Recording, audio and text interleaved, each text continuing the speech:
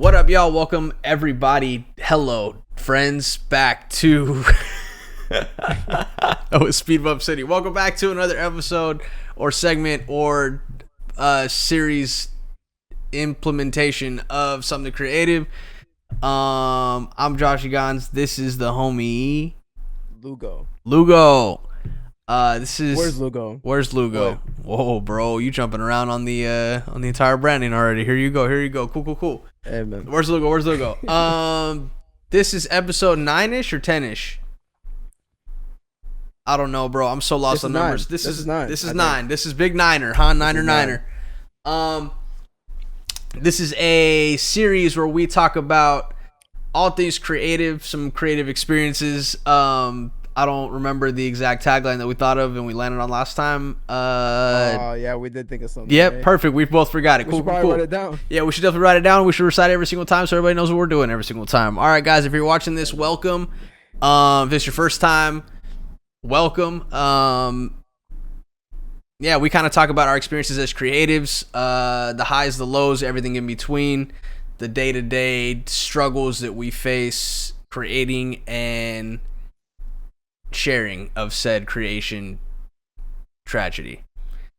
I was checking the notes to see if we written it down because I feel like we did, but we didn't. I don't think we did, but I think that's definitely something we should write down. It's okay. That could be it. We're trash. We're definitely trash. Everybody's trash. We just happen to be a byproduct in front of you guys of trash today. Man, my wiring is giving me. You know what's funny is I actually have like stuff here, right? And that's just not in frame at all now that I think about it. This desk is going out. I got you. You had stuff in there for like literally that's my back. Now I'm thinking about it. Yo, I keep being like, yo, why can I only see? I love how in your like free time you're setting things up. You're like, ooh, this would be fire, bro. I got my Chinatown Market Ball up top. On the very top, I got my gimbal, my RS2. I got the homie's candle that he made here. Shouts to Night Train. His limited wine collection up here. There's a bottle there. I got some miscellaneous lenses. That's just Sony lenses. I got a couple vinyls. A little portrait by Dewey. Bruh. The funniest thing, no one has seen any of that. Nothing. Hold on. Crazy story. So you know the cover art from Malibu, right? Yeah. Anderson .Paak. That's the homie Dewey Saunders. I literally bought two things of art from him. Oh, word? So he makes collages, right? That's kind of like his thing. Yeah. And this is one of them. Kind of fire. Wavy. So these are literal cutouts. I don't know if you could see the. Yeah. So it's crazy. So this is like the cars by itself. And what he'll do, bro, is he'll literally just find magazine clippings. Not find it. He'll go through magazines like old Nat Geo clippings. Like he's like fire. Serial killer type. Yeah. Look, Dewey Saunders. But but yeah. So he put like a cacti in there. The cloud's kind of my favorite. But anyway, there's some cool stuff in there, man. And I don't even like literally know. I just realized nobody knows it's there. No one has seen it. No one has seen any. Not of at that all. Stuff. So what I'm that whole shelf completely covered. Cooked. I might have to put the shelf out. Man, actually, the shelf. I think you could just switch your camera angle, right? Yeah, I just didn't want to. So past here though, right, is the entry door on that wall. So I wasn't trying to show the door. Yeah, I got. See what I mean, bro? It's a lot of work to do. It's a lot of work to do, and I keep buying camera equipment, and it's not helping the case. Dang. I mean, what are you trying to do, bro? DIY. It's cheap, bro. You just bro, I am down for the DI and the Y, all of it, especially the Y. Emphasis on the Y. This whole spot DIY. Yeah, bro, it's a full vibe in there, man. I just need like 10% of that vibe. So I was thinking honestly, what made it fire was the paint, the wooden things. Yeah, so I'm thinking about doing like a deep gray on these. Yeah, that's what I did. I did like a charcoal. These walls. Yep. Like a deep gray on those walls, and then do one accent wall. Or I might just make one accent wall if I don't see. I don't know, because a part of me just wants to do a deep gray, and then like. I saw in a podcast, people put a backdrop, and they just rolled it down, and they will change the like wall colors of like. Bro, we have wallpaper that looks like real backdrops. I mean, so I feel that like that's actually. I mean, the dope thing about the paper one, you could switch out the colors. If you I see what you're saying. I'm following. I'm in it. Yeah. So instead of doing 2-man photo things, what they did was, because on one side there was the wall, right? Yeah. All they did was put like a, like you know those industrial pipe things. To like hang stuff. Yeah. They just had a short one, and then the other end they put the man photo one. That way they just. Oh, that's genius, bro. I've seen all those shelves. I've just seen mad pipe shelves lately. But that's a really good idea to use that with it. Just for that one end. That way the man photo clamp thing doesn't take up so much space on the other side. Yeah, and then you could just switch the color of your wall. Yeah. If you wanted to every video. What I need to do is dial in, because that's the thing, bro. I got like mad art that I just haven't hung up, but I don't know if I want to put it in here because I don't know how much of it's gonna be in frame. But I need to just finish out. I need to just make a little Pinterest little board. Just start dumping stuff in there, bro. Just to dial in, because it's really 2 walls. You don't see any other walls on camera, at least. No, you don't. Same thing with mine. Yeah, man. I got my little Jordan Tiger Woods joint ready to go. You know, just mad little vibes. You know, I got mad baby vibes. I love how it's just sitting on the floor. Yeah, bro. I mean, it's nearby when I need my inspo. It's right here. I got mad stuff in here, bro. You know, you see the Dewey joint, you see the Tiger joint. I got you. Where were we? Oh yeah. So on this episode, we're gonna be talking about creating with restrictions, the pros and cons of creating with restrictions. I got my thoughts on creating with restrictions. Where's Lugo has his thoughts about creating with the restrictions. Let's start with a experience that we've had creating with a restriction. Wow. Talking is tough today, man. I don't know what's going on. Sheesh. Oh my. All right. I guess you could take a little bit of a break. Get your words together. Yeah, man. Or just lead it off, man. Just go ahead and if you got there you go. Was it yesterday? It was yesterday. Yesterday was Thursday. I was not home. I was actually golfed in the morning. God bless. It was like a full day off that I had. First time in a minute. Great time. Got you. Yesterday, however, though, I had been wanting to shoot something. I've been super antsy, but I've also had, and here's the thing too, though. I feel like I've been, like, one of the things that I wanted to do this year on my list of, not like resolutions, but like little short-term goals that I wanted to knock out this year was like create 10 pieces of original content, whatever that looked like. Video based, mixed media based, whatever, meaning like video and photo combined into one. I feel like that's kind of my thing that I like doing as well, because I like taking photos as well. But I've been kind of antsy just to create stuff, but I haven't, like, every time I start brainstorming or I start trying to think about like what could be my thing that I can make like a little 10-pack of. Do you like shut it down?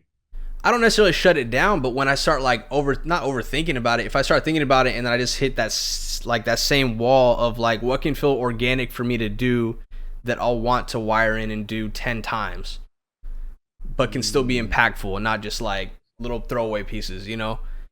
So I don't know if I'm putting that's interesting though.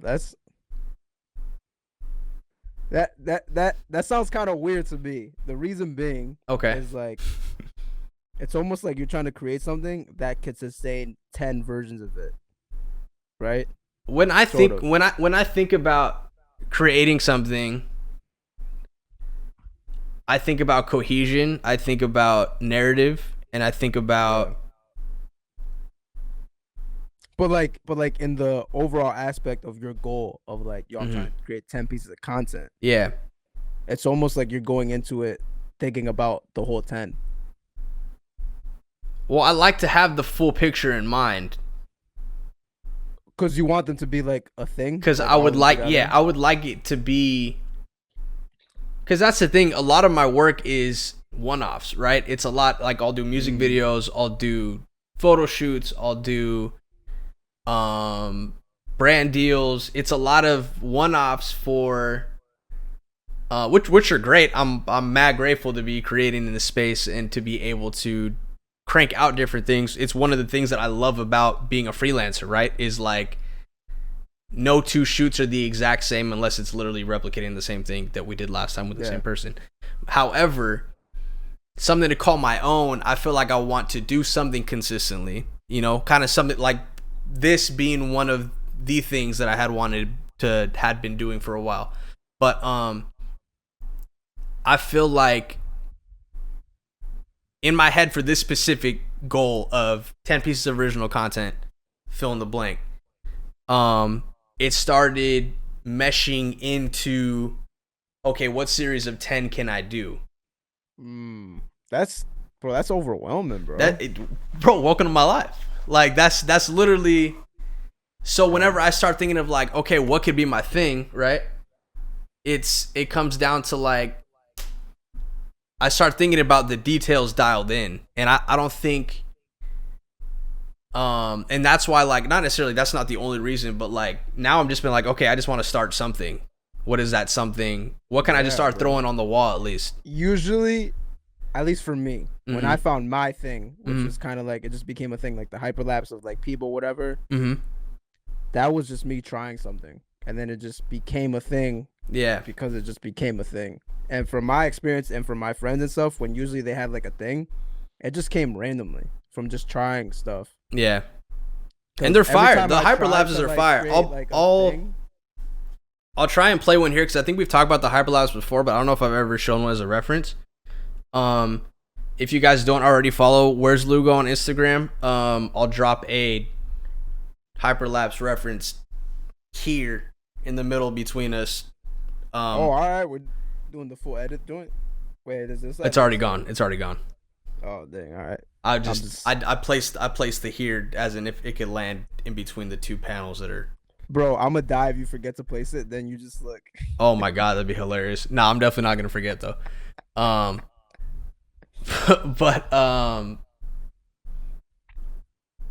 hyperlapse reference. It's pretty much you trying to find your thing. So I think, I don't know, it's almost like going into like building a show, and the first thing that everyone's gonna focus on is just the pilot, right? And then we'll just see where it takes from there.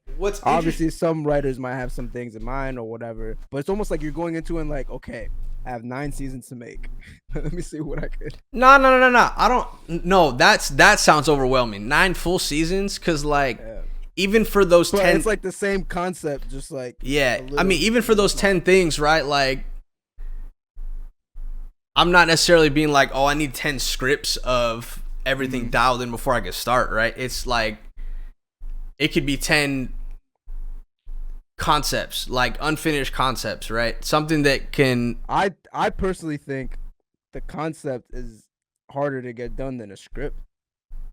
If you have really. Time.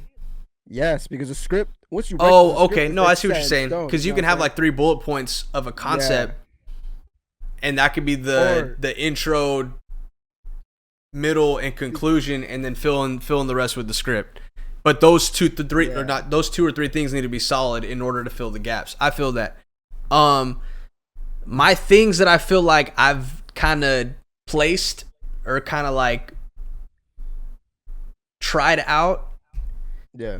I mean, here's my thing, right? One of the things that's kind of stuck organically without me having to think about it, that just really not took off, but like other people kind of hopped on and did it just because they're like, oh, this is kind of soothing, was literally me pouring tea, right? The pouring water. It's a vibe, but then it's just like, okay, cool. Outside of my kitchen, like, I mean, I'm not gonna get brand deals just pouring tea, and I'm not looking for brand deals and stuff like that. But I'm trying to think of something that could stick in terms of like things that I like creating, right? Like, bro, I already just thought of something just from you saying that. Are you thinking? Hold on, let me guess. Are you thinking of like different locations just pouring out? No, not even that. Like, bro, make the fake deep. Because you got a ton of fake deeps. You got to make the fake deep. You know what I'm saying? Okay. Make it like a fire cinematic, like a Peter McKinnon making coffee type. Hilarious. But have it be like on this, like, what's it called when this outer, what's that type of humor where it's like out. Okay. I think I'm following. You know what I'm saying? So that is like an example of one, and low key, that's one of the reasons why I thought about like start building a studio out, because like that could be something to do, just like plate shots, different mugs, not every single time, right? But I don't want my whole feed just to be like pouring, like literally just pouring tea, because I feel like that's something like that is, I don't know, it's cool, it's soothing. I don't think about it. I literally shoot it on my phone, right? I think that's perfect for IG Reels because it doesn't sit on your feed, but it has its own place. That's perfect. Low key, that's perfect. And then the other thing, but it just took too much time and took too much like backstock of footage, is like this time last year, I kind of finessed an upload that was like fake deep about gratitude in a in a editing contest that I didn't win, and low-key I was salty about, because I'm just like, dog, bro, we should have a whole podcast talking about editing, bro. Me and my brother and Fuji had, bro. I remember you remember? I remember you sent me the because you submitted for something, right? Yep. Okay, cool. Bet, bro. We can be bitter together next time. Yeah. I'm honestly not mad. No. At first, I was like, yo, this was wild. It was cool. It was cool to do, and I had like 5 minutes of it that I had. It was like a 60-second piece of content that was based around gratitude. I forgot the exact guidelines. It was a competition that like I can say his name, Tyler Babin, put together. You know Babin? Nope. Okay, so Babin used to do all the video and like I think day-to-day content for Gary V. He's D-Rock? No, Tyler Babin. He just goes by Babin. I think he also worked. I think he also worked. Yeah, he also worked with D-Rock though. But I had met Babin at one of Gary's like Adidas shoe launch events, whatever. And I'm like, oh, this dude's dope. So I started following him. I was like, you said what? Flex. My bad, bro. I had no other way of saying how I met Tyler. Yeah. So I just met Tyler at this. But I met him in passing because I went with two homies when I was in New York. I got you. I hate you, bro. This is why I don't ever talk about my being outsideness. So being outside this, I love that. I mean, bro, that's the only thing I could call stuff that was pre-pandemic. But I met Tyler. He was dope, and then I started seeing that he had like a social presence, so I started following him on YouTube. He makes some pretty cool, like he was making pretty cool vlogs consistently. He ended up leaving Gary V's Vayner Media to he hopped in the Adobe. The what? Never mind. Okay. No, I was gonna assume he was gonna do his own thing. Kind of. So he got, bro. This is when I found out about this. You know, have you ever heard of the Adobe Creator program? Okay. I was thinking. I was like, yo, this would be wavy to do. So he submitted when he was still working for Gary, and then he got selected. So and he's a video. Yeah, like a content creator. That's what's crazy, because when I was thinking about doing it, it was very catered more towards graphics people. What's interesting, bro, is I think they didn't know what they wanted at the time, and so people were just submitting like, hey, I also do this, and then they're like, okay, cool, so let's do one for a photographer, let's do one for like a videographer, editor. That's crazy. Which is wild. For people who don't know what Adobe Creative Residence is, it's pretty much, you're pretty much pitching a certain project that you want to do, or is it? I'll shout out my homie Tammy. Shouts to Tammy. Tammy. Creative. Do you know Tammy? No, I don't. I was just Tammy Coker. I was going along for the ride. He just created the AT&T artwork for like LeBron and all that. I don't know if you've seen it. Oh, that's crazy fire. Mosaic stuff. So he started with creative Adobe Creative Residency, and he was telling me about it. And pretty much you pitch something to Adobe when you apply. So his was to make a poster a day. That was his thing. and they accepted it, and he just made a poster for each day. Now, what's dope about Adobe Creative Residency? We're not sponsored. Definitely not Is sponsored. that- There's no Adobe. I pay Adobe monthly. So does Lugo. Yes. There's no workaround. So pretty much what they do is they pay for everything. They pay for your housing, and it's not they have like a spot where you go live. No, it's like based on where you're located already. They pay for your bills. They give you a salary. They give you a salary, and they cover your, like, it's not just like you cover with the salary. It's like salary and expenses for the year, right? Salary, you get access to you're literally conferences that they do. Yeah. And also you still have time to do your own thing. They're little retreats. That's the thing, bro. That's literally, you're literally paid a salary to create something that you would spend years trying to pitch to get bought eventually. Conceptually. And at the end of the day, you still own the rights. They just have permission to use it for promotion, pretty much, to promote the Adobe. And what's dope about that, there's Tammy. There's also another poppin' one. I don't know personally, but Sarah Dici, she's also one. She's on YouTube. I don't know too many of them in there, to be honest with you. Gotcha. I found out about the program through Tyler, through him posting like, hey, I got selected. And I'm just like, what is this? Wow, this is fire. It is wavy. So they do that. And then also, you still get to do your own stuff freelancing. Like, you can still do your own projects as long as it doesn't conflict with the main project. Pretty much the project that you pitch to them is on priority. So it's like, you pretty much get to focus on what you want to do for a full year, all expenses paid, and you get paid on top of that. And they fully fund the project. Like, if you need something for the project, they will, you know what I'm saying? Like, we're trying to do this set or something. They'll fund it. That's crazy. Anyway. It's literally insane. Tyler put together, he partnered up with MusicBed to do like a competition, which I literally already paid for MusicBed anyway, and I've already had my issues with them. I've gotten songs flagged from MusicBed for copyright, which is interesting. That's a whole other conversation. Anyway, created the video, submitted it, kind of peeked it. I peeked at the hashtag just to kind of see like what I was kind of against, and I'm like, but I mean there was a couple fire ones in there too though, but mine, honestly, I think for me it was fun to do because I reflected on, I don't know if you remember it, but I reflected on like what my experience had been from like 2017 to the pandemic. And it was quick, you know, but it was like it was a mix of like iPhone footage, photos.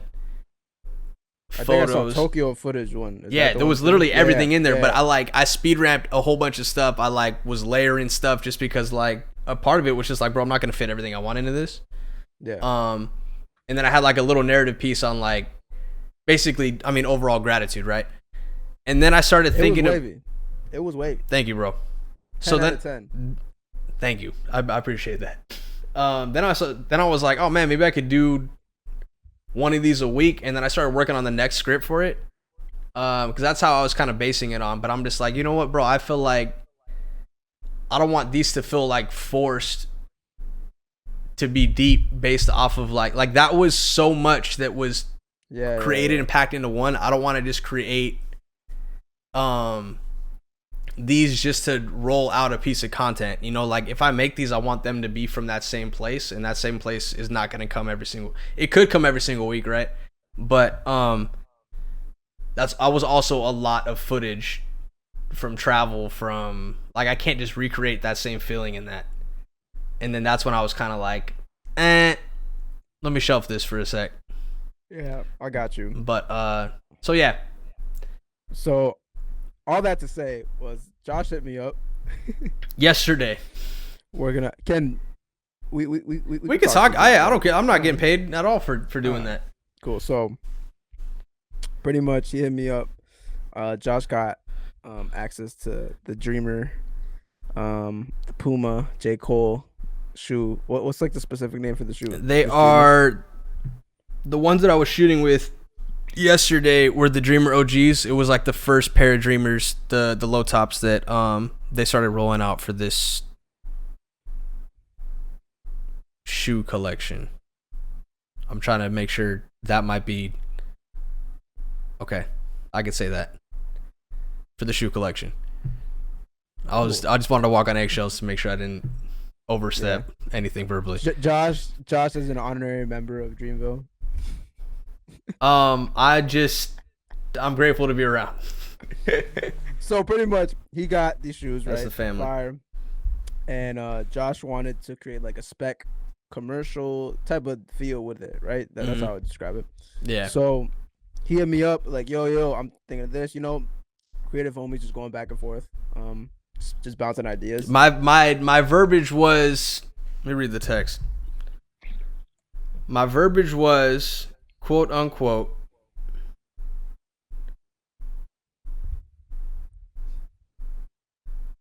bruh, I'm trying to shoot a fake Deep Dreamer commercial with this Komodo. Help me direct it virtually. And I sent him screenshots of the park.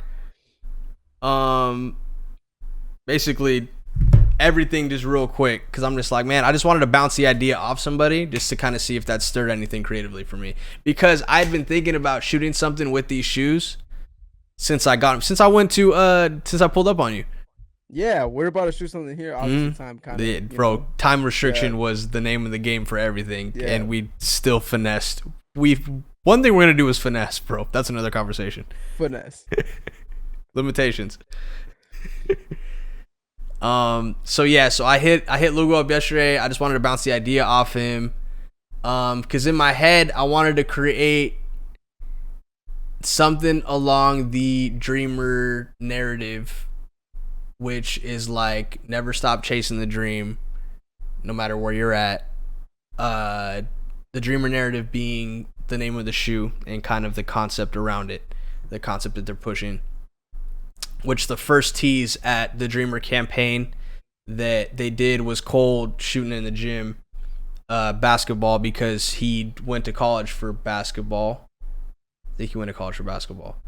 I don't know if he played high school or if he played basketball or not, but I want to say he went to college for basketball. But he started rapping, and then that dream was kind of shelved, right? So he still hoops.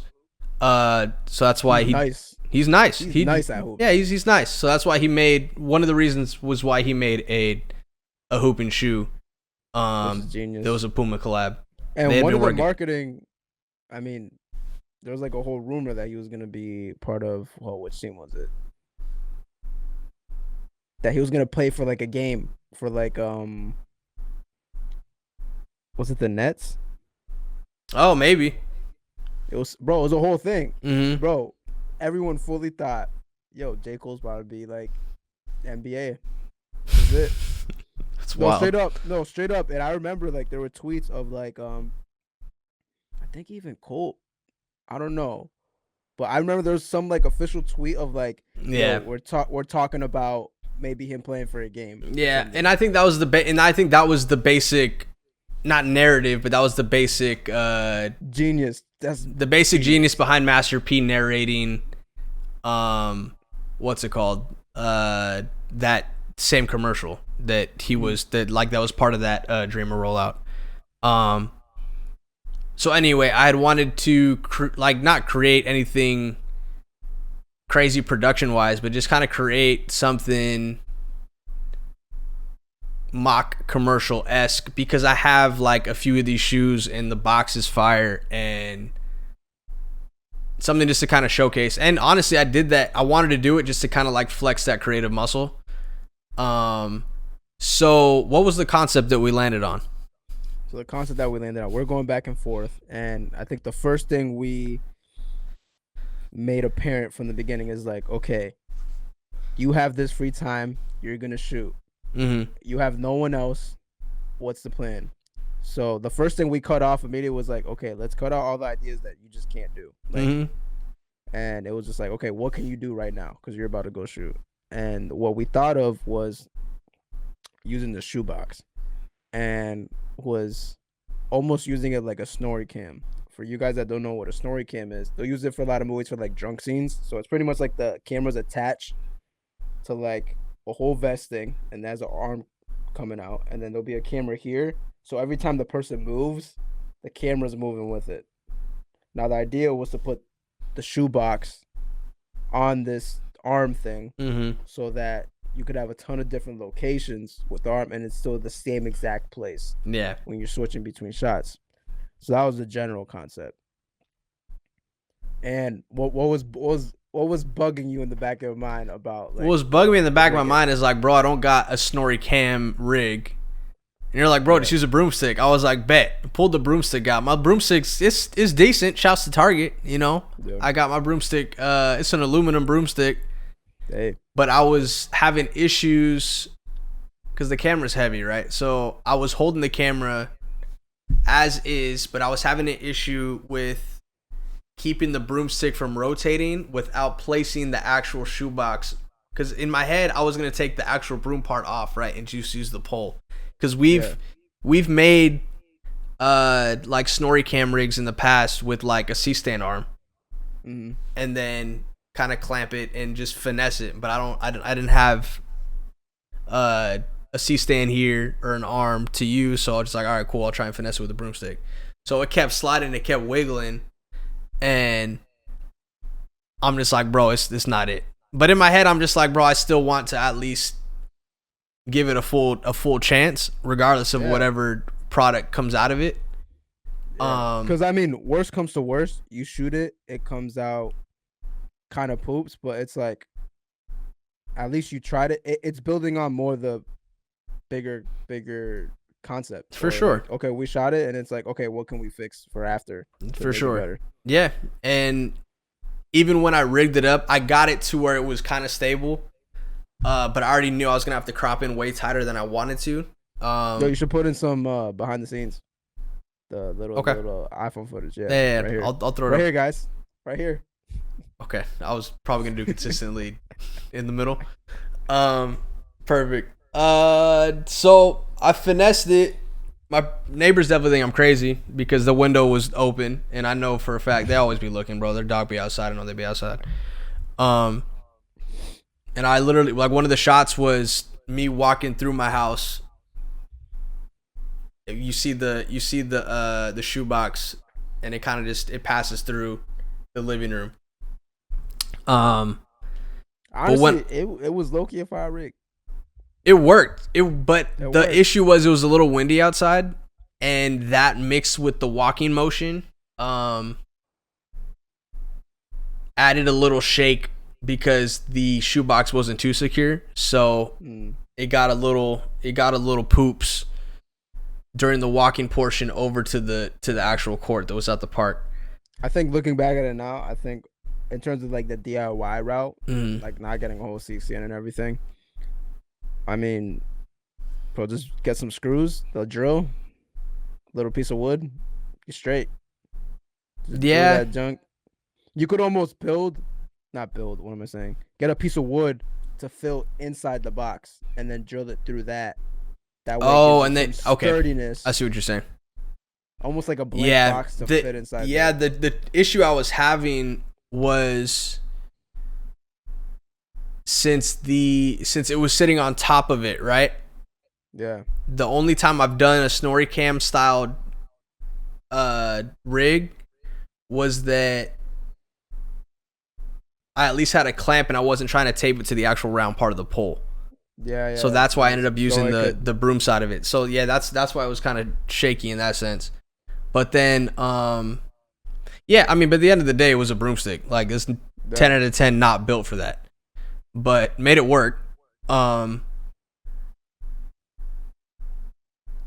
footage came out okay. Like, it's passable if I wanted to absolutely do something with it currently, but there's definitely more work and that's the thing too, more work and more conceptualizing that could have gone into that. When you initially told me about it, I never thought in my head like, oh, this guy's gonna go shoot the final product today. I was like, no. Oh, hilarious. Got free time to shoot. It's almost like, you have time. For me, when you told me about it, I was like, okay, you already set in your mind, you have time today to go be creative, right? You already have this idea. I think it's just creative time. That I guess that's the way I look at it. I think that's good, right? Because for me, you thought you were gonna shoot the whole final thing today. Yeah, Like well, because yesterday. I mean, a lot of times if I'm feeling something, I'll just go run and do it. But it'll always end up being a variation of what I had in my head because Yeah. of the, I don't want to say limited preparation, but because I'd be antsy. I'd be just wanting to get outside and shoot because like, oh, I got this window. Let me do this now while this creative energy is here because I feel like after these next 2 days of work, I'm gonna just want to chill. Yep. And I feel like even all that too is managing like creative energy or just time and energy in general, to do stuff in increments and to not rush either, because I think, and I think that's what cripples me at times creatively is because I want to do, when I'm on the gas pedal, I want to do everything at once. And if something blocks that roadblock or hits that roadblock of in the way because I couldn't figure the rig out or footage comes out semi huff, I'm like, let me just shelf this, and I feel like with that type, and a lot of times that comes when I don't ask for help too consistently. I have the similar issue. It's not that I don't like asking for help. It's just let me do everything to my like 1,000%, and then if I need help, I'll bother someone to help because there's no way I could do it. Got you. But I always try to do everything, which is I don't think it's the smartest or even like just the wisest thing. I mean, it's always good to have help, but it feels weird. I don't know why. It feels weird. Do you feel like, because I feel like I might be in this similar boat too, so that's why I kind of want to ask this intentionally. Do you feel like asking for help is a creative cop-out? What do you mean? Like, do you feel like if you ask for help, you're like, this kind of loses strength in my personal idea? Yes.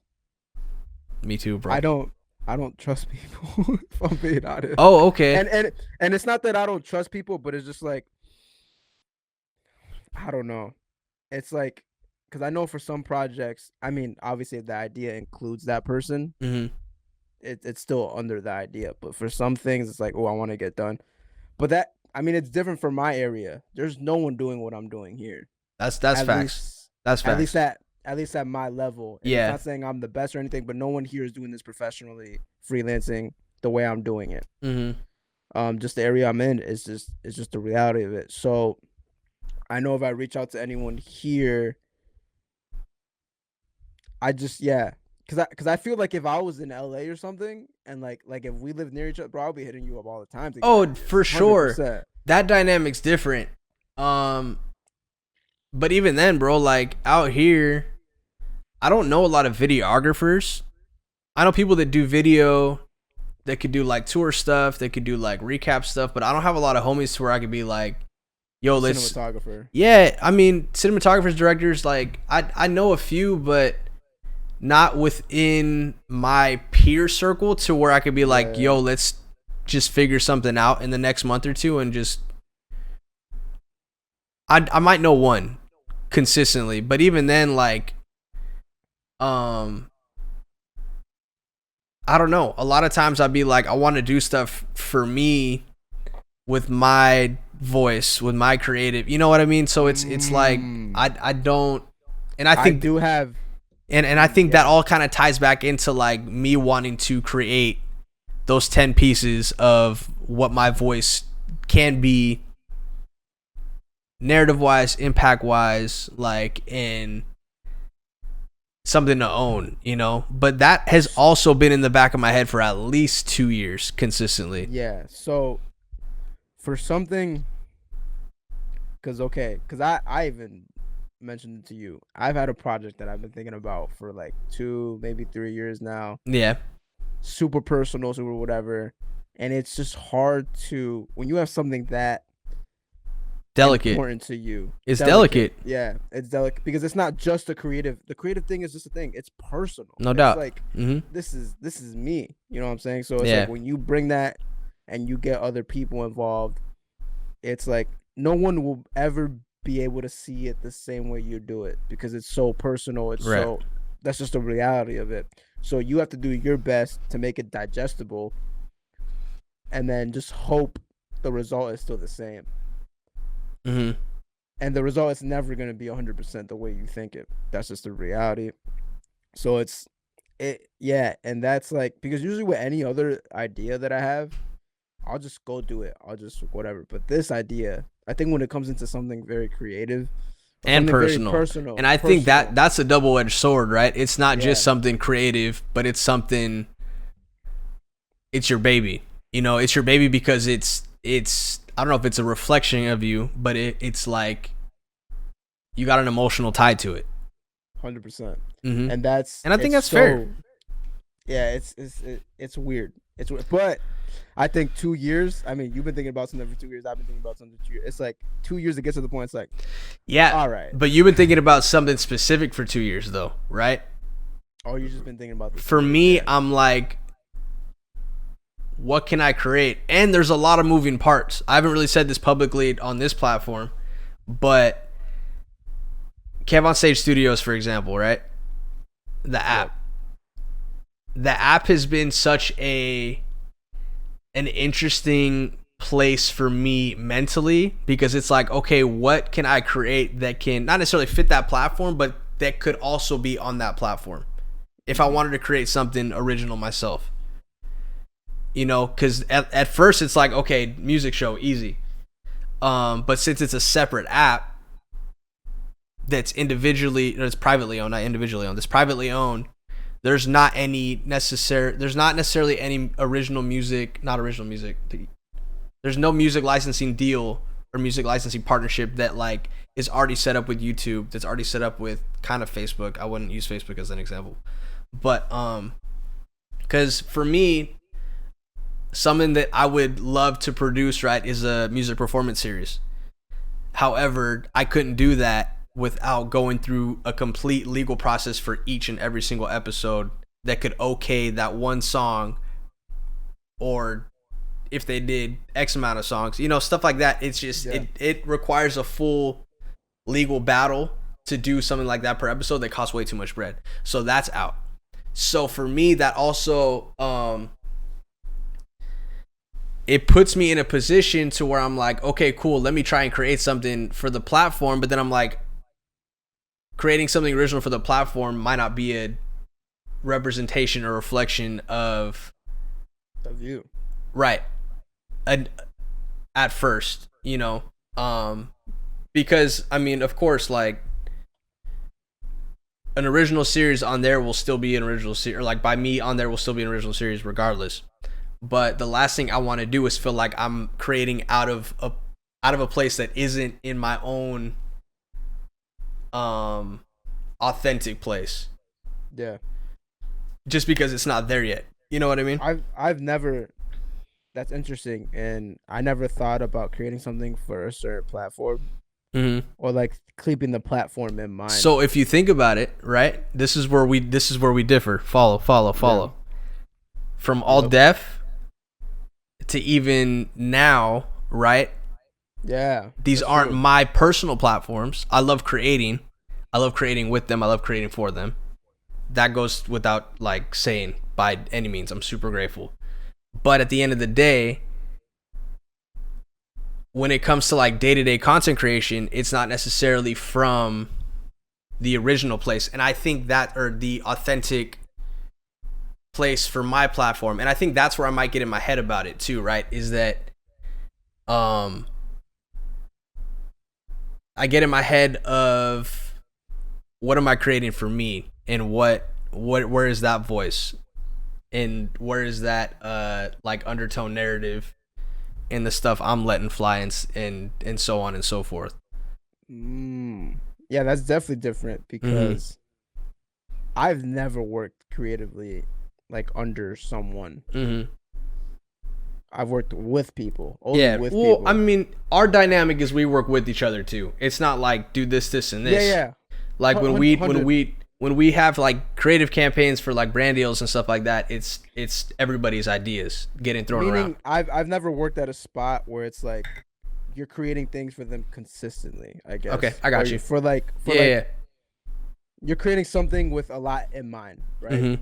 Because I've only worked on things for the majority, like 95% of my work is like for this one project, and then cut, deal, done. Okay, boom. What's the next project with a whole new person? Yeah.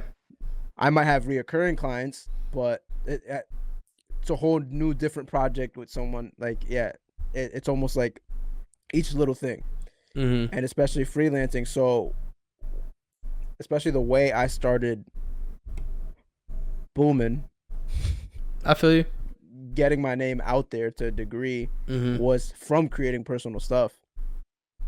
That was my only way because Yeah. I didn't have anything. At least the area I'm in, which Mhm. covers the restriction. I was very restricted with network, Mhm. very very restricted, and on top of that, just like any other creative gear and experience.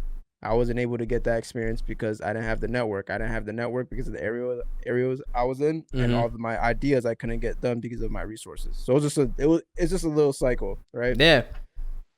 So it just gets to a point where I just said, you know what, I'm gonna adjust. And I did have my brother because we did a lot of dance videos, Yeah. but he was in the same he was the same exact boat. So we were able to do it together, where it's like me and my brother have done so many dance videos. That's how I Mhm. got into it. So it's like we'll pull up each time and we'll be like, yo, what are we about to do? Let's try this, let's try that. And us as a duo, growing up, we realized all these situations where we didn't have anyone in our area doing Mhm. what we did or wanted to do what we did or took it serious if they did. Yeah. And I honestly think those restrictions helped more than anything, because if I didn't have those restrictions, I don't know. I think it's different for any person, but yeah, those restrictions definitely pushed us to be more creative because we had to rely on ourselves here and kind of just like finding different spots or finding, yeah, we had to push our creativeness to the OD level Do you for feel sure. like those restrictions eliminated distraction? 100%. Mm. Because when you have restrictions, you know what problems you have. When you have everything, like no reason, like all the resources possible, Mhm. there's not a direct niche problem that you have to overcome. It's just a ton of things, and then yeah, because when you're really restricted, it's like, okay, this is the main issue. How could we work around this issue? Yeah. Or maybe we can't do anything about it. That's cool, but we know it's just that. Mhm. When you have everything, it's kind of like, I don't know. There aren't really any problems, which I think, Yeah. yeah, it's weird. Yeah. I think when you have everything, it not when you have everything. I think that's where I felt the pressure most is having access to That's scary, man. like at all no I mean bro like at all def, That's right? scary. Like we had a platform, we had the equipment. So then it was like, I mean, it was OD there at one point. It's like, yo, pitch like X amount of concepts per meeting or per week. Um, with like a new show every month. Some of that was a stretch, you know. Yeah. So and I think that's where I'm not saying that specifically, but that definitely fed to the anxiety of try something, throw something on the wall, which is good to try things, but for me it's like it's not even that it has to work, right? It's just like I want it to be a good reflection or a good representation, not reflection, a good representation of where I'm at creatively. And verbalizing this, I almost wonder if I'm just like if I'm just trying to shoot something just to kind of get creative juices turning. Mm. Cause I don't know, it's interesting. This is always like an interesting topic because this is something that I frequent in my own thoughts of like creating something authentically, if that makes sense. So would you say your route is just like try to make something? Because I feel like you always been. Because that's one thing I noticed about you, which I like I brought up a couple times. I'm like, bro, make some personal work. Like I never Yeah, seen something personal other than the gratitude video. Okay. I never seen like. Yeah, and I feel like that's where I started tapping into personal work, right? Was with that gratitude joint, because the next one I wanted to do, which is ironic, but my thing with the next one that I'll say the concept after is like, what stopped me was I didn't know what it was gonna look like, because the only things that I shot additionally for that gratitude video were the drone shots that was like the title plate, like over the citrus orchards. Yep. I didn't shoot too much additionally for that because I really wanted to use what I had, right? But I didn't know visually what the next ones would look like too. I didn't know if that meant like, okay, just go out and shoot B-roll every single time and just make a video journal series, because I think that's where I can get most of my personal. I get what you're saying. I think I struggle with that too. I've come to terms with my personal content. Mm-hmm. It comes when it wants to come. I can't. Yeah, I mean the concepts are there, right? So the next concept that I think I had two more. One of them that I remember off top was just start, right? It was, man, let's see if it's in my notes. Yeah, because I know for me, I was at a point where I was trying to. I think creating personal work consistently is very hard. And by personal I mean like always not pouring out your heart, but like it's always just personal work where there's not necessarily a motive behind it, or you're trying to promote something. Yeah, and I feel like that's literally the personal work is what I feel like is me at me connected with myself creatively at best, because that's where I can really dial in two pieces. One of them was gratitude. The other one was it was a small Black Lives Matter protest in Oxnard, and I wasn't even gonna go, but I'm like, you know what? As a local creative, I almost feel like it's a creative responsibility. I would be doing my creativity a disservice of not going to at least document whatever I can go. Yeah. I don't know if you ever saw what I posted. It was a black and white video off like a unofficial track. Yeah, with the cold track. Yeah. Wavy. So stuff like that, right? But obviously I'm not just going to be like, oh, let me just go. Like that was a personal piece because I got to feel a lot of emotion when I was there, right? But stuff like that, you can't just like, you're not doing that weekly. And that's the thing too, is like, it just comes when it comes. For me, consistency is such a loose restriction. It's almost like, because like for me, consistency could mean daily, it could mean weekly, it could mean monthly. But I think that's where our two, I don't know, because for me consistently is like, if it's not business, I don't give a damn about consistency. My personal work, I just want to make sure, at least for my personal stuff, I want to make sure I'm putting out what I want to when I want to. Yeah. And it's not even like, because if I could put 5 year personal work every single week, by all means, I'm doing it. But that's, it never comes weekly. And I think that's what might be coming with the, I feel like I'm putting an unnecessary stress on wanting to stay connected with people creatively, or how having. I think you're so just used to creating concept with consistency in mind for so long. Because mine, and I think that's for me. It's two different departments in my brain when I'm creating music videos and I'm creating stuff for me. Okay. The stuff for me, there's no rules and there's no regulations. It comes when it comes. And that's just, I really can't control it. And it's just like, and sometimes like I'll go shoot something creative, like the hyperlapses, right? And then I started shooting the hyperlapses, and then I started like doing the captions with it, and it became like a thing. I was like, oh, okay, this is like, it just became a thing. Like I have zero control over it. Yeah. Because the first hyperlapse just came out of a cool concept.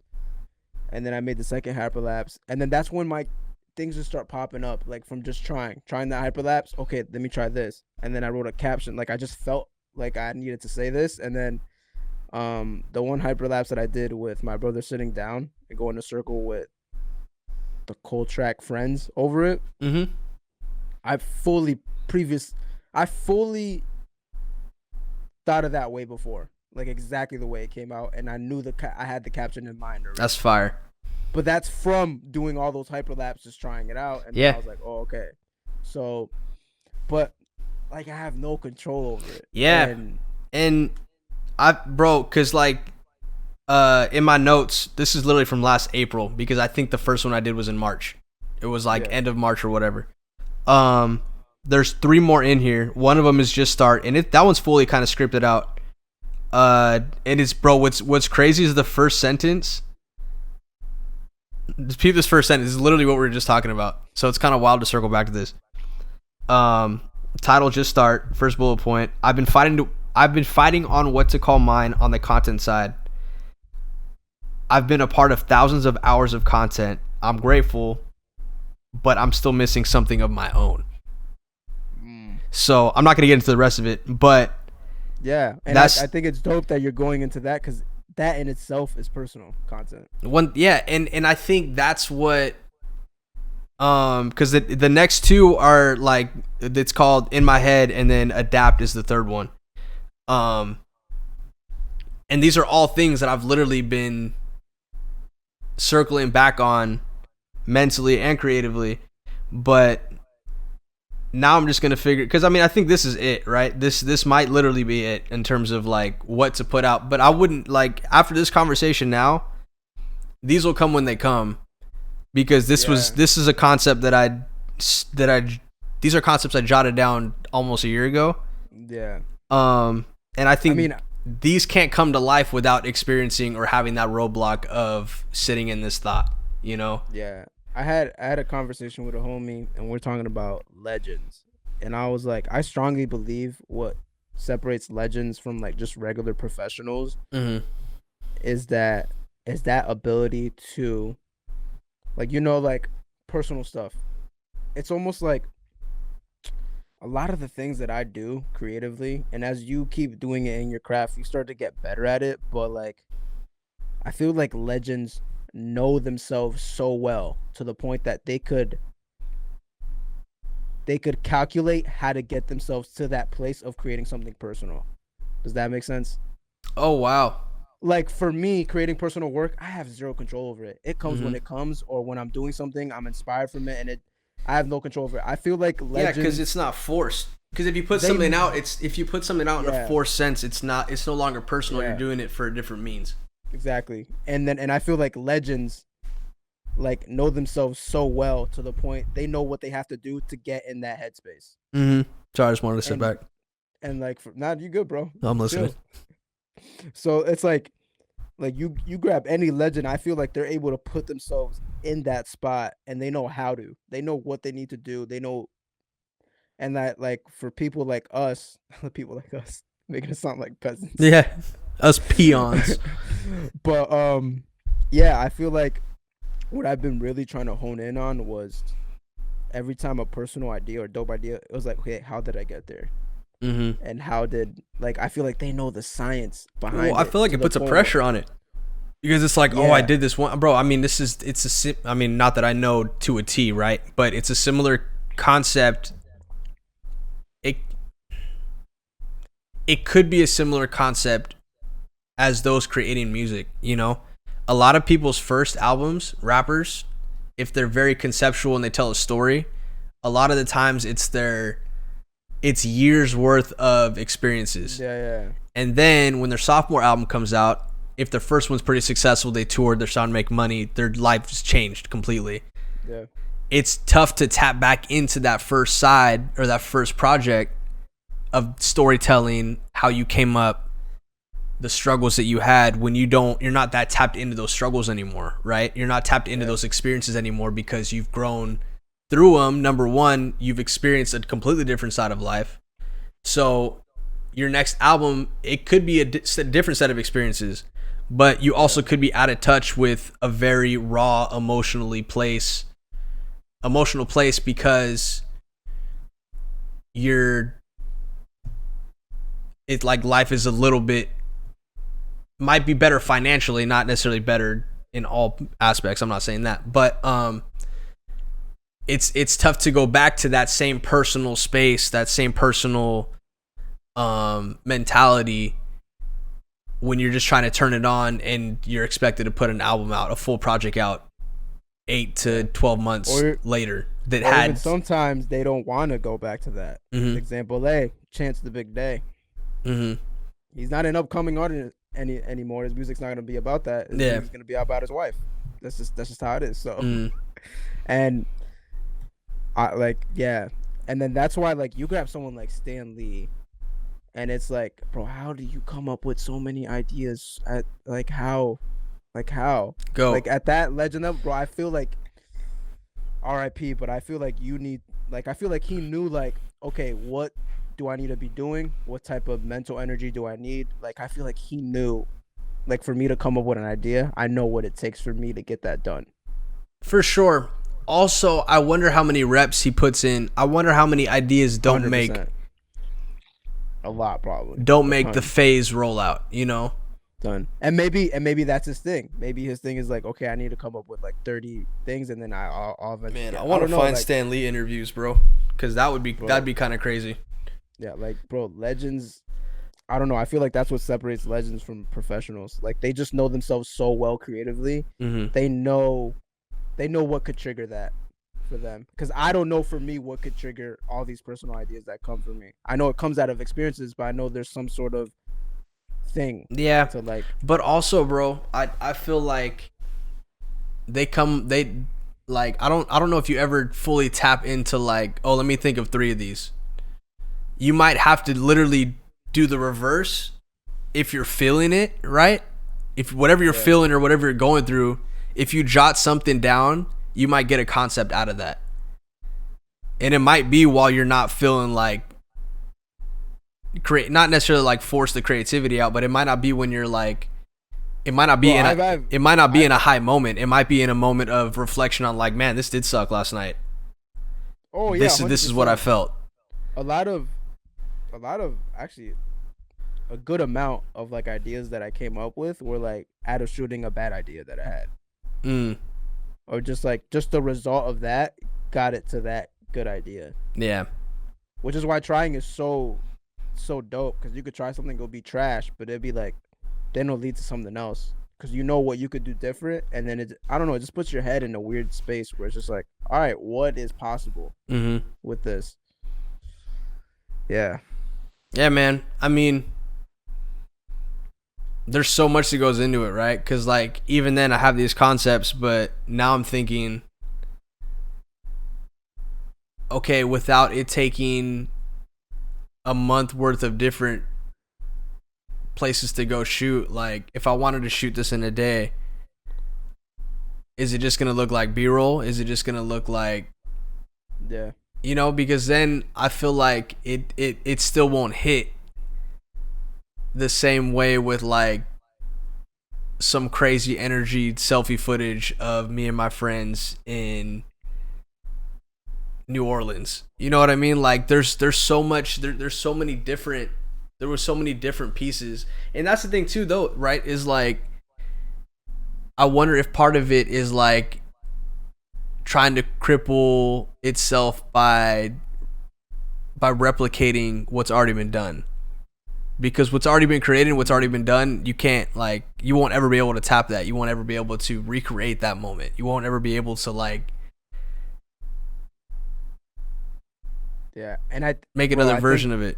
I think that's one of the reasons I've been pushing off this big project that I was thinking about, because it's like the personal project. Like after I drop this, I feel like there's nothing else more to talk about. That's not like, true personally. Though. But I know it's not true. But in the moment when you're thinking about it, or even like subconsciously, I might say another excuse, but it's actually that subconsciously.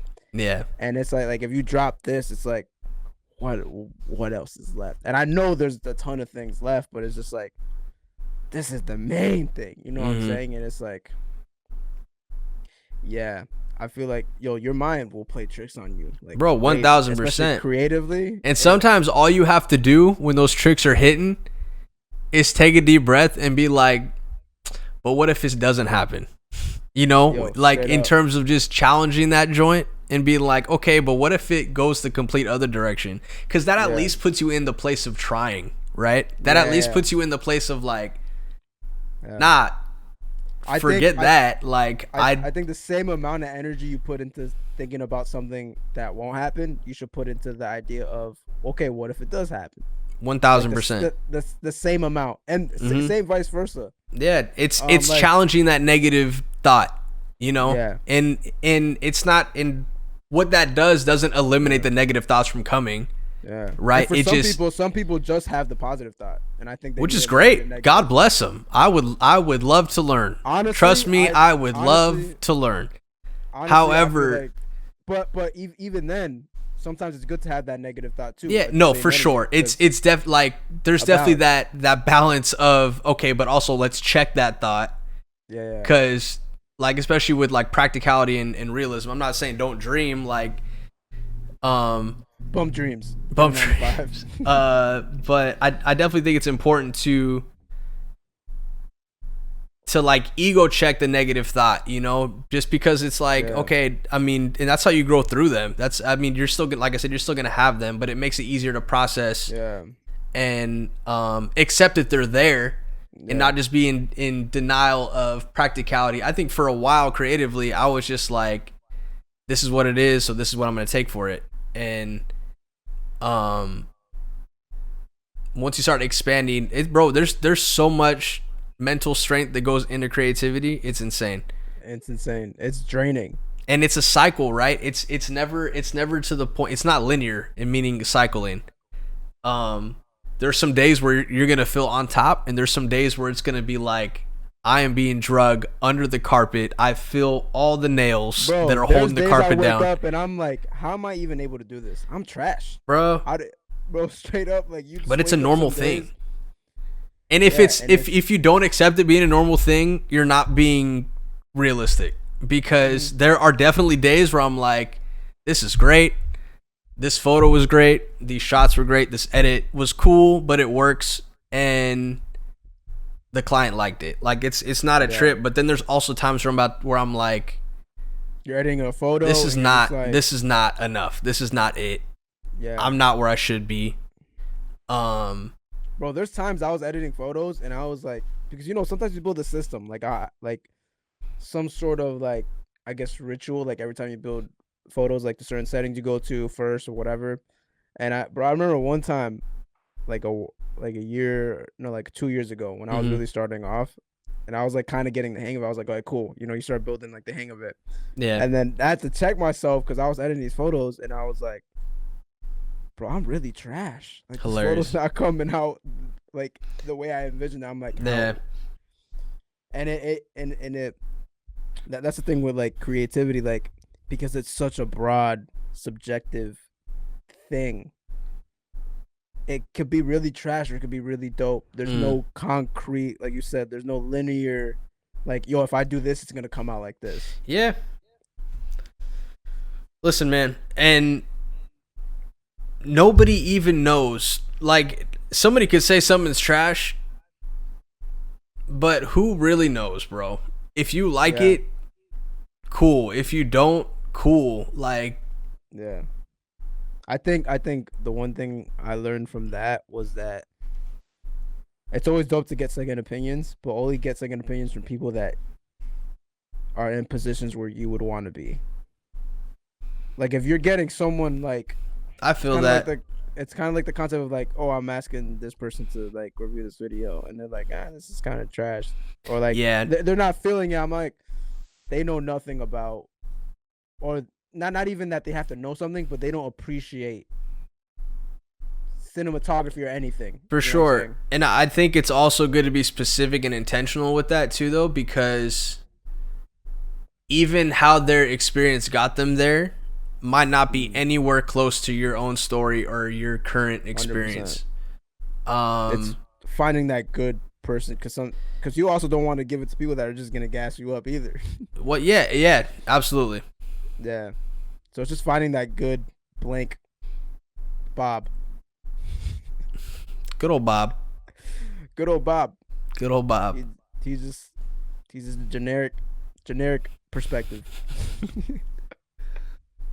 Solid, man. You got anything else to say about restrictions? Man, I have nothing else to say. I guess I don't know. I feel like a lot of people watching this are like they feel really restricted because they don't have money. They don't have. Bro, I was there 2 years ago. Mm-hmm. Look at all this stuff I have. Like, I would have never thought I would have a Shure microphone right now. Never. Hilarious. And it's just like, you just open your eyes one day and you're just like, how did I get all this stuff? Mm-hmm. Like you don't really see it. And it's not just about stuff. Like, how did we start a podcast virtually? Like, you're in LA right now. Mm-hmm. Like, how did I get connected with you? How are we homies? Like, it's just, it blows my mind that 2-3 years ago I was in a complete zero state. Yeah. And I could have been stuck in that, but I don't know. I think for me, there's a healthy, like, almost ignoring the restrictions and just realizing what cannot be fixed. A lot of the restrictions sometimes can be looped around, but like there's gonna be certain restrictions that there's no way to go around it, and it's just like, all right, what else could I do? I'm just gonna pretend like that restriction's not there, and I'm just gonna keep pushing. Yeah, and I mean, I think that kind of goes back to like you talking about money, right?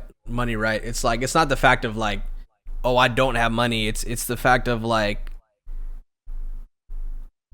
if I had money, I could do this. If I had money, I could do. It's not the fact of like having bread or not having bread between then and now. Yeah. It's kind of like moving the mentality of like money isn't a restriction that can keep you from creating something.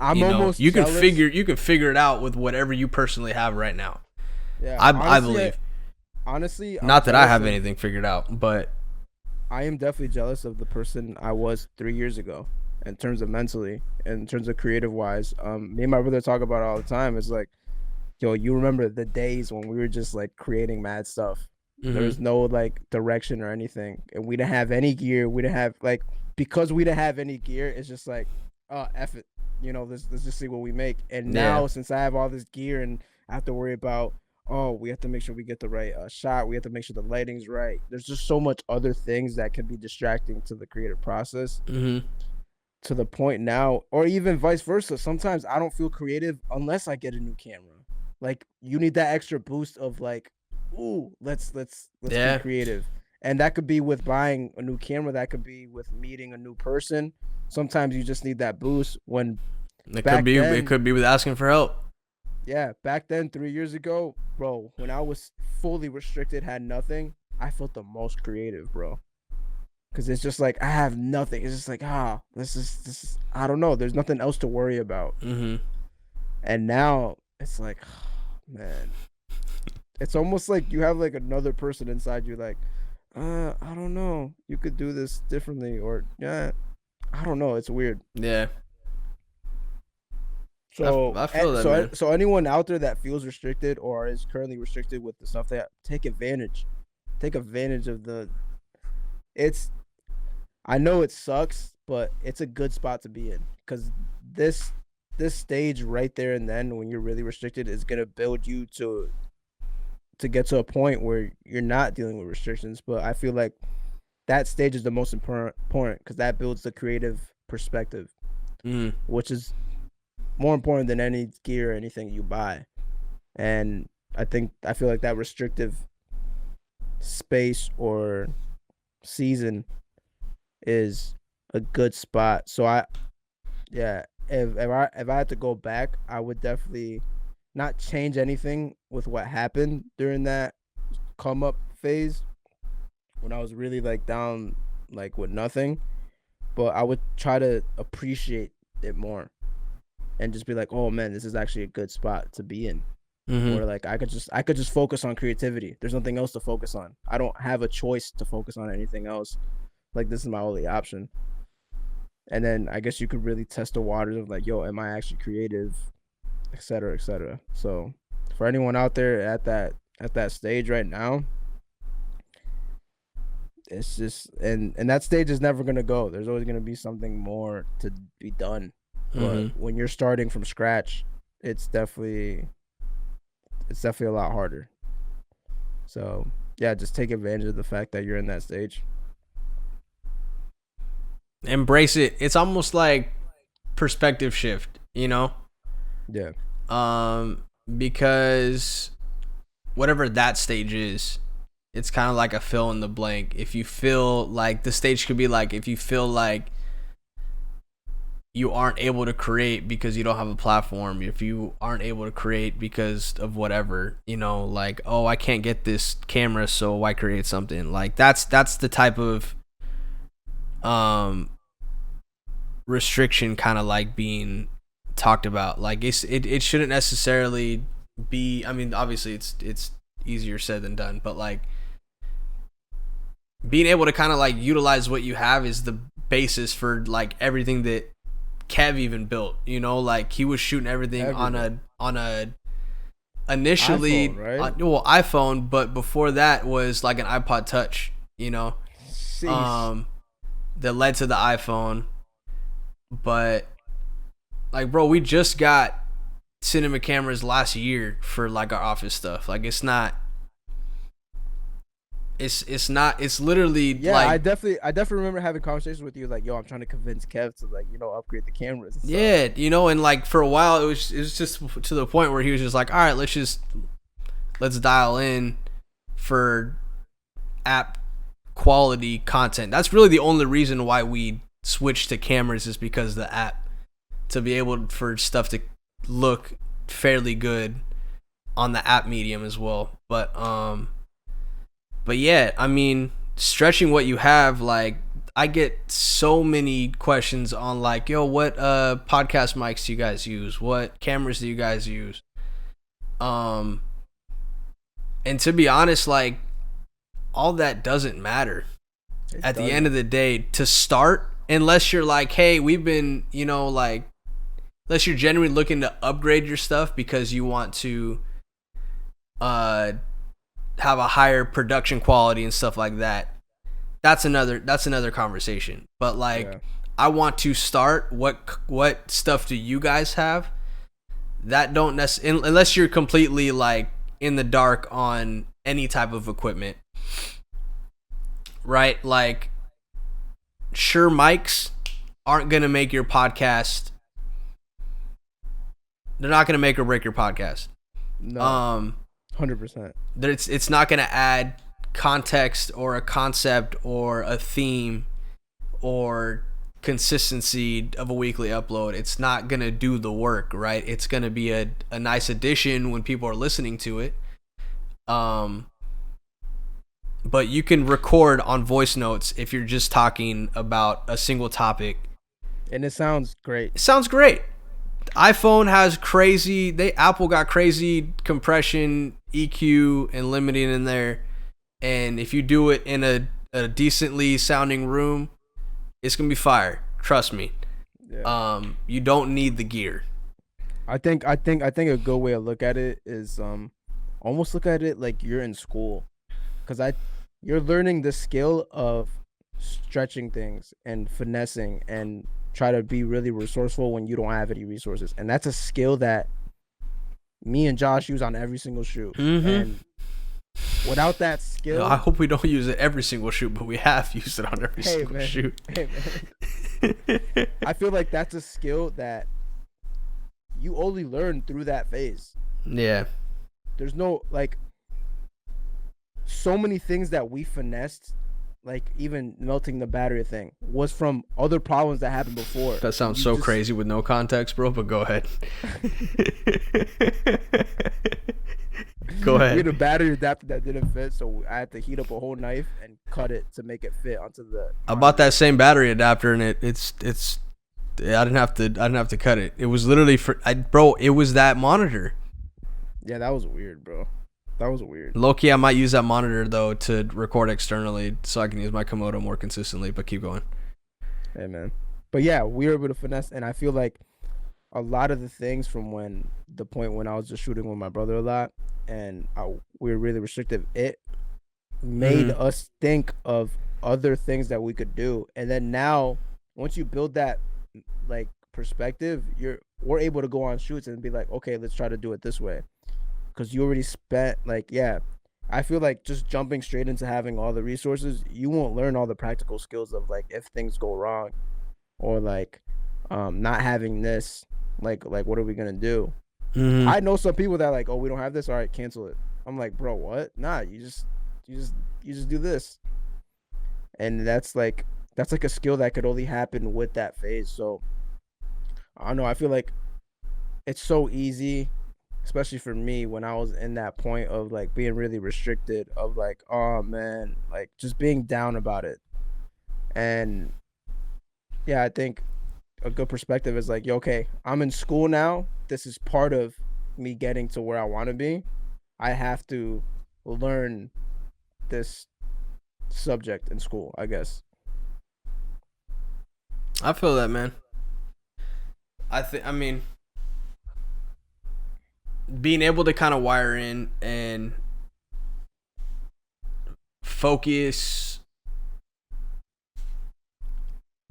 on like not necessarily what you have, but like you said, it eliminates the distraction of what could be, and by eliminating that distraction, you can focus on conceptualizing something, or even just like working out more of a thought or an idea, and I think that also is how social media can come into like a double-edged sword, right? Because there was a long time where even personally I would look at other people's work, or other people be like flexing opportunities that they're getting, and I would just think like, man, like I want that, like I want those looks, I want those opportunities. And then you get caught up in the thought of missing that opportunity, right? To where that energy didn't need to be triggered. Like you could easily just focus, I mean, not easily, but on the contrary of that, creatively, you could have been dialing in what you've been wanting to shoot. You could have been dialing in what you wanted to create. You could have been dialing in on trying something. But yeah, man. I mean, I think operating with restrictions, it's tricky, right? Because like I always feel like, not that it needs to be perfect, but it needs to be a complete thought, or I need to have everything dialed into the T before I could activate it, before I can take a step on it. Otherwise it's shelved, instead of being like, since I don't have this, let me try it with this. Because I love problem solving, don't get me wrong. I mean, we've done it plenty of times, but when it comes down to like, oh, I need this, so I can't do that, I'm gonna wait on it. Not that I can't do it, I'm just gonna wait until, that's another reason why like I've been wanting to get like a strobe or just some type of light to take photos with, because I want kind of like a home studio at the crib, to where I don't have to think about setting stuff up too much. Yeah, it's just there, with whatever, where people come through and just get a portrait in, or I just want to be able to take photos more consistently. But that also isn't limited to having a strobe, right? That could be going to set up a shoot wherever.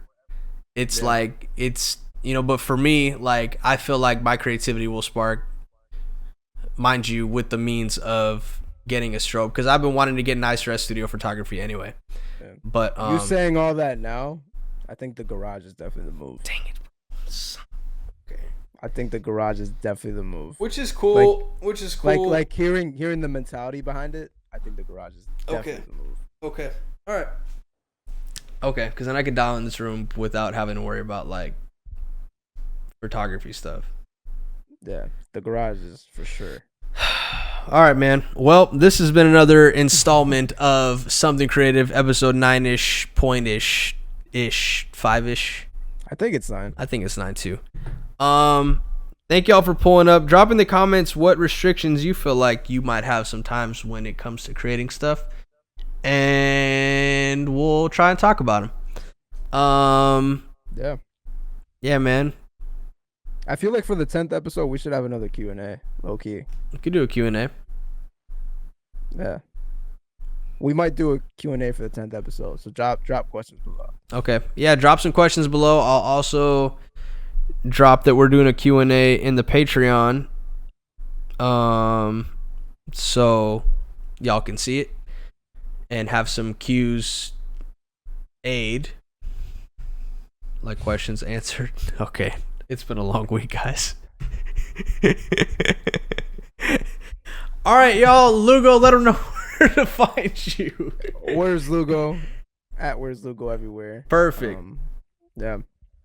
Perfect. All right, guys. I've been Josh Gons. Until next time. Time to get some sleep. Yep. Peace. Peace.